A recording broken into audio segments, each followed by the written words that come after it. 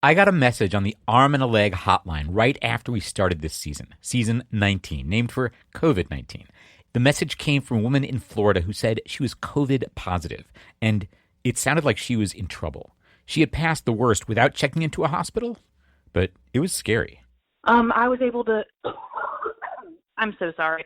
I was able to kind of battle it through at home on my own, but at one point I was afraid I was going to die in bed alone in my apartment because I live on my own, and because of quarantine, no one was allowed to come over and take care of me. I was afraid I was going to die and that I wouldn't have the energy to call 911 if it got that bad. Even now that the worst was over physically, she had another problem on her hands. Being sick meant missing weeks of work and pay. So as of right now, I'm in a financial bind and I'm stuck. My landlord is kind of beating down my door every day trying to get me to pay rent, and my short-term disability isn't going to be approved until I can go see a physician in person, which I can't do because of quarantine. And on top of all of that, I just got a phone call from a hospital that I stayed in over a year ago. It was last January, and they're not covering any of it. So I owe over $2,000 for that they told me about now, and they're making daily collections calls even though I told them about my financial situation. I hope my short-term disability gets approved, but if it doesn't, I don't know what I'm going to do. And honestly, I didn't know what to do. I didn't know what resources I could point Katelyn to.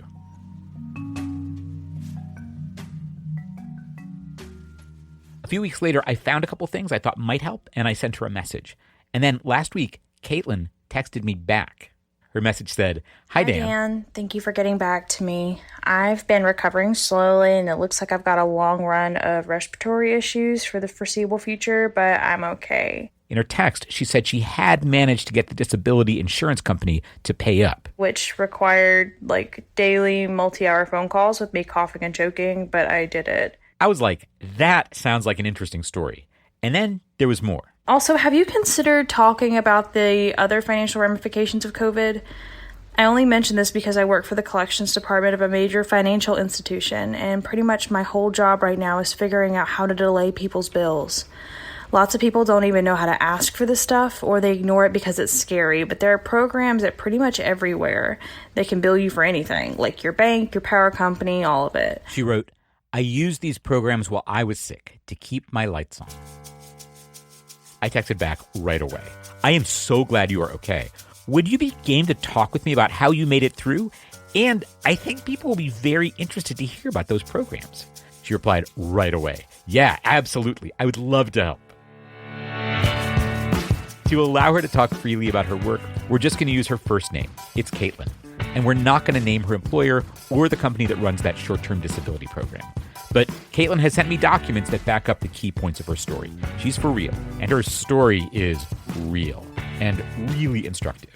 And so is her advice as someone who takes calls all day from folks who can't pay their bills. You may want to forward this one around. Meanwhile, strap in. This is An Arm and a Leg, a show about the cost of healthcare. I'm Dan Weissman. And I was super happy to get Katelyn on the phone. I am so glad you're okay. Yeah, I wasn't for a while, and I'm still not 100%. I actually just got back from the grocery store, and the walk between my car and the front door of the grocery store, I had to go inside and sit down on a bench for a while. But, I'm okay. I'm going to be fine. Katelyn had started feeling bad in the middle of March. For the past week, the girl in the cubicle next to me had been coming to work coughing and sneezing and stuff. I had begged her to stay home, but she's like, no, it's just allergies. And I'm like, okay, but what if it's not? But what if it's not, though? Then it was Katelyn's turn. She got a headache, felt kind of crummy. But I thought that was my normal level of sick. She's got some underlying medical issues. Feeling lousy is pretty normal for her. And then that 17th, I woke up and I felt like I had been hit by a bus. She called the local hotline and they were like, come in first thing tomorrow and get tested. And don't go to work. Katelyn's job has a special benefit called short-term disability. If you can't work for a while, they cover your salary. So Katelyn calls her employer, they file a claim with the company that provides the benefit, and then the benefit company calls Katelyn. And they're like, We can't give you anything until you have a diagnosis. Okay, Katelyn's expecting that any day. Except then it takes almost 2 weeks to get her test results. Katelyn was not alone in waiting. There's a lot of news stories from this period about how people in Florida were waiting for COVID test results. And while Katelyn's waiting, she's on the phone with the benefits company. They said, we're not going to pay you a dime until you give us proof. Katelyn gets her results March 30th. She calls up the company and tells them. They're like, cool, got it. A couple days later, she calls again. You guys got my claim? You need anything from me? They're like, we're working on it. And a few days later, Katelyn calls me. No progress on her claim. Creditors are beating on her door. Her landlord, the internet company, this medical bill that suddenly popped up from the year before. That's April 6th. A couple days later, she decides she's feeling better enough and broke enough to start working again. Part-time at first. Then she's like, forget it. I'm going back to work full-time. I don't care how bad I feel. I mean, Katelyn has lost more than 3 weeks of wages. So now she calls the short-term disability folks, tells them she's back at work, her claim period's over, and she needs them to make up those lost wages, like right away, so she can pay her bills. And then they're like, great. We're not paying you anything. What? Yeah. Wait, what? They said, great. Your claim's been denied. Wait, why? What? Because I did not get evaluated by a physician who determined I was unfit for work. Remember, in her message to me, Katelyn said they wanted her to see a doc in person, which wasn't happening. She was quarantined, could barely get out of bed. I asked her why they wouldn't just let her do a telehealth visit. She says it didn't occur to her, and nobody at the insurance company mentioned it as an option. And I've asked the company if they directed their staff to suggest this option, and a representative emailed me to say each instance is unique, and we determine what course of action, such as telehealth, is appropriate on a case-by-case basis. Which I took to mean, no, there wasn't any company-wide directive to make that kind of suggestion. So here's Katelyn, back at work, still feeling like garbage, and the disability payment would be $1,700. She needs it. Her take-home pay is like $450 a week. Her rent is $850 a month. It was due on the 1st, and now the month's half over.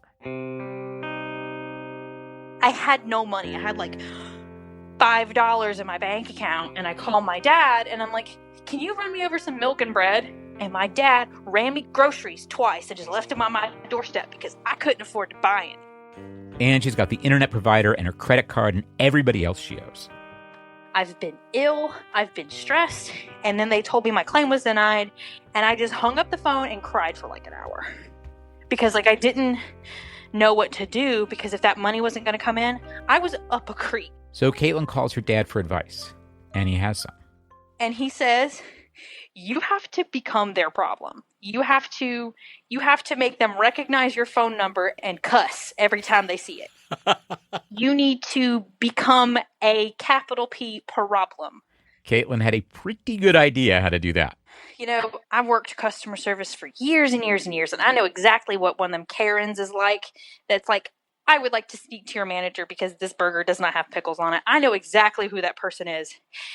And I just embodied that person. And I just annoyed the tar out of him. And I know my case manager really, really well, and she hates me. And I stayed on her phone line for hours, taking up her day. Being like, no, you're going to run this by me one more again. You're going to run this by me one more again, exactly why I'm not going to be able to get my money. And I'm at this point trying to do a full-time job, barely able to breathe, and I'm having to spend hours of my day on the phone with these chuckle f***s. After a while of this, she turns up the heat. She gets in touch with a family friend who's a lawyer, gets him on board to write a very stern letter if she needs him to. She calls up the company, lets him know she's got a lawyer. And also, we'll be blasting you on social media, and I will be calling the local news. Katelyn knew she also had privilege on her side, and in this case, she wasn't going to hold back from using it. I'm just this sweet young white lady. I'm so pitiful. I'm recovering from COVID-19. If I went to the media and said, oh, look, they're denying me my money and I didn't do anything wrong, I can cry on command. I can make it their problem. She says she laid it all out for them, showed them all her cards. Now it's up to them. And my case manager, who I've been talking to for like 4 or 5 days, says, would you mind holding? And she puts me on hold. She goes and talks to somebody, and she comes back and says, we've made a one-time exception for you. Your claim has been approved. Have a nice day. And she hangs up on me. Katelyn played hardball. She used everything she had, including any unfair advantages. Everybody's situation's different, but I think we can all learn a little something from her story. But Katelyn wasn't out of the woods yet. While she was trying to get one company to pay her, she had everybody else coming after her for money. Her landlord, her internet provider, her electric company, this weird hospital bill. And this is where she has some really extra insight to share with us. Because you might remember, her job? She's a bill collector at a big financial institution. So she has some insider information. That's right after this. This episode of An Arm and a Leg is a co-production with Kaiser Health News. That's a nonprofit news service covering healthcare in America. Kaiser Health News is not affiliated with the big healthcare outfit Kaiser Permanente. We'll have a little more information about Kaiser Health News at the end of this episode. So, here is where Katelyn gives us the scoop on how to negotiate for some breathing room if COVID-19 has you in a financial emergency. Because remember, she works on the bill collector side. Now, in our last episode, we heard from somebody who works for a health insurance company, and she shared some really useful tips on what to do when you're on the phone with those folks. And one thing you might remember is, even our inside expert there says she has to take deep breaths. Use strategies to keep the person on the other side from rushing her off the phone. And sometimes she needs to ask to talk to a supervisor. And that's because, as we discussed, when you're calling the insurance company, a lot of things are working against you. You're pushing uphill. When you're behind on your bills, there's a difference. Pretty much any company that bills you regularly has a system for when you can't pay. There's an exception, of course, health insurance companies. Possibly the scariest story we ever did on this show was about a couple whose health insurance cut them off without even telling them their payment hadn't arrived. Can you believe it? Everywhere else, it's different, especially if you call and ask for help. At her company, right away, they'll be like, what if we extend your payments by a month? Right away. There's a whole department of people who will go over your budget with you, and they'll offer you a year of lower payments. My company is not unique. It's not some special, super nice thing. It costs us money when people stop paying their bills, because if people just can't pay, they're just going to stop paying forever, which costs us all the money. So every company has that. If you call them and say, my power bill is due on the 15th, ain't gonna happen, chief. What can we do? They'll say, okay, would you be able to make it next week? Would you be able to make it the week after that? What can we do? They'll help you because it is in their interests to do so. I mean, look, you've still got to be nice. Sure, they've got these helpful programs all set up. But a lot of it is discretionary. A lot of it is discretionary, probably more than it should be. And, you know, if you call in yelling and hollering and screaming, I'm just going to hang up on you. I don't get paid to listen to that. But she does get paid to help you out, or really to help the company keep your business. I want you using our debit card. I want you using our credit card. I want you to have your new loan through us, because that's how we make money. And arrangements get made. A lot of these people who have these super, super late, super huge balances at my bank are on $10 a month payment plans until they can pay more. But $10 a month is $10 we didn't have last month, and it keeps them talking to us until that we can figure out something better. I mean, it feels scary. It feels awful. It feels shameful to tell a stranger you can't pay your bills. I mean, what's that person going to think? But Katelyn says, for real. They're not thinking poorly of you. They're thinking, how do we keep this person a customer? So that's the good news. But it's one thing to know this in your head. It's another thing to actually pick up the phone, confront all the shame and the fear and the anxiety, and actually make the call. And Katelyn says, even with everything she knows from her own actual job, it was hard for her to make those calls when she was behind on her bills. You know, like I felt like a bad adult for not having money. I felt stupid and like I couldn't manage my own affairs. And I was like, it's not just you, it's everybody. Just call. And I did, and they were great. Well, the property manager with the rent was maybe kind of snippy, but Katelyn did not get evicted. Katelyn recognizes lots of people have it a lot tougher than she did.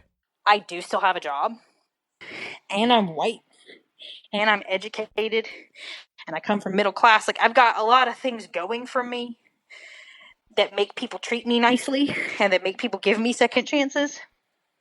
So I know that some of the things I'm saying, it may not be so smooth and easy for other people. They may not get the level of slack that I do, but it's worth a shot. I got to say, I thought all that was really well said. And I asked Katelyn how she came to be able to talk about her privilege so clearly. Because I'm a queer person. I've seen enough to know how garbage it feels. And I've seen what happens to other people. And she sees that unfair treatment where she works. She sees that some of her colleagues do not treat everybody alike. She hears the way those colleagues talk about and talk to callers they think are black or who might be immigrants. And some of those colleagues, no matter who they're talking to, just aren't very nice. And if you've got somebody like that on the other end of the phone, whether they're a racist or just a jerk, Katelyn has 2 suggestions. One's going to sound familiar if you heard last week's episode about talking to insurance. Just ask politely if they will transfer you to someone else. And they'll do it, because if you're talking to a person who's that kind of butthole, they don't want to talk to you either. They want you off their line. So they'll give you to someone else. And with these kind of calls, Katelyn actually has another suggestion for what to do if the person who takes your call is being a butthole. And it's something that might not work as well if you're calling the insurance company. So if you're talking to the jerk that works in my department that I'm not going to name, hang up and call back and you might get me. And yeah, she'll be able to see that you just cut off a call, but you won't care. She'll just be trying to keep your business with the company because that's her actual job. I mean, getting Katelyn or someone like her on the line is not going to solve all your problems. She actually told me, whatever you get offered, check the fine print. Make sure what's being offered can actually work for you before you take the deal. And Katelyn says, and I 100% agree, for a lot of people, for way too many people, the problems are way bigger than an extension on your cable bill is going to fix. The rent is too damn high, and so are medical bills. And that was before the pandemic. I'm not even going to cite the unemployment numbers. I will mention a study last week showed that 27 million people have lost their employer health insurance. I mean, a lot of us are in a lot of trouble. And I still say, this stuff is worth knowing and kind of fascinating and worth repeating. If you owe somebody money, they've literally got an investment in you. They want some kind of arrangement that's going to keep that relationship going. And all the feelings about calling up and asking for some other arrangement, they are normal. Katelyn had to majorly psych herself up to make those calls. So we are in some garbage times right now. Take any help you can get on the best terms you can get for a shot at getting through them. Because we got a lot of work to do together. And in case this is relevant to anybody listening, remember, Katelyn got back in touch with me after I tried sending her some resources that I thought could help her. And one was a collection of advice about dealing with medical debt that's on our website. There'll be a link with this episode. The other was a site called hellolandlord.org. It's a free tool that generates letters you can send to your landlord, asserting your legal rights, including, in a lot of cases, provisions in the federal stimulus laws passed in March mean they can't evict you just now. We will have links to all of that wherever you're listening to this podcast. So if there's anybody you think could use some of this kind of advice, some of this kind of help, send this to them. Thank you. Next week, we're going to wrap up season 19. COVID is the new normal, going to be for a while. The old normal was trash, and as we've been learning, the pandemic is only making all the old problems clearer, and it's making them worse. Before the coronavirus hit, the plan for this show was to start building a kind of ongoing project of learning the art of self-defense against the cost of healthcare. In our last season, we profiled somebody I called a medical bill ninja. When the season ended, I was like, yeah, I think we should build a dojo. And I think that sounds like a better idea now than ever. So we're going to take a little bit of time to start building that up. And then we will come back and start learning to kick ass for the long haul together. More about those plans next week. We'll also be checking in with a few people who have had a special view of what COVID-19 is costing us, what they've learned, and what they'll be looking for in the months ahead. Till then, take care of yourself.